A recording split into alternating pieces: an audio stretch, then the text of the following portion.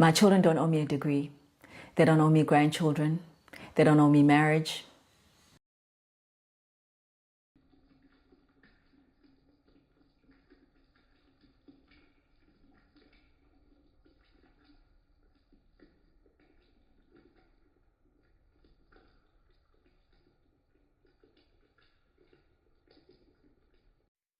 Welcome back to Tea Time with T, where faith meets real life. I'm your host, T, also known as Tanya. Today is a little different. We're not here to unpack stories just yet. We're here to lay a foundation with facts so that we can have a meaningful conversation built on truth. This episode is titled Courtship, Dating the Righteous Way, and Lobola, The Shift in Essence. In upcoming episodes, my brother will join me to unpack what this means for us as a family and as a generation navigating culture and faith. In South Africa, there's a tradition called Lobola, also known as bride price or dowry, where the groom's family presents payment or gifts to the bride's family. The original purpose wasn't to buy a woman, but to honor her, show commitment, and most importantly, unite two families. But recent national data shows a big shift in how marriages, especially traditional ones, are being formalized.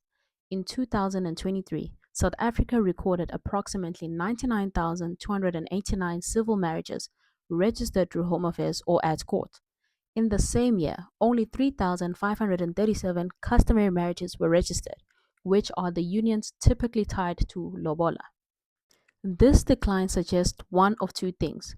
Either fewer couples are choosing the traditional route, or many lobola based unions are happening outside of an official registration and therefore going undocumented.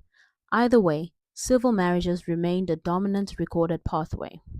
People are also marrying later. Recent figures show the median age of grooms in civil marriage is around 38 years old, and for brides around 34 years old, higher than previous decades. This matters because it shows marriage is no longer happening as early as it used to within traditional family structures. And now, the harder truth. Many public voices and respected leaders have acknowledged that Lobola has shifted in motive. Cultural commentator Mbuso Khoza has publicly criticized modern lobola, stating the tradition is tearing families down and that some young men cannot marry due to the extreme cost of lobola lists. Even former President Thabo Mbeki has said that lobola has lost its original meaning, which once acted as a protective mechanism or an insurance for children, securing the seriousness of the union and the future of families, not just finances. These shifts have real consequences. When parents demand excessive amounts or unreasonable item lists, lobola can become a financial barrier to covenant rather than a bridge between families. And though official debt statistics don't always classify lobola specifically, many South African financial and social studies confirm a rise in household borrowing or grooms taking on a long term loan to fulfill traditional marriage costs, increasing financial vulnerability for families. So, the real question we'll unpack over the next few weeks and episodes is how do we, as believers, honor culture without allowing its distortion to break families, delay covenant, or cripple our future? Because God created marriage as a covenant, not a death sentence, and not a transaction. Biblically, we see a form of bride price or gifts in marriages, like Jacob serving for Rachel, or gifts given for Rebecca, but scripture emphasizes the motive, commitment, honor, intention, responsibility. In the next installation, someone very close to me, my brother, will join me to unpack what it feels like on a personal level.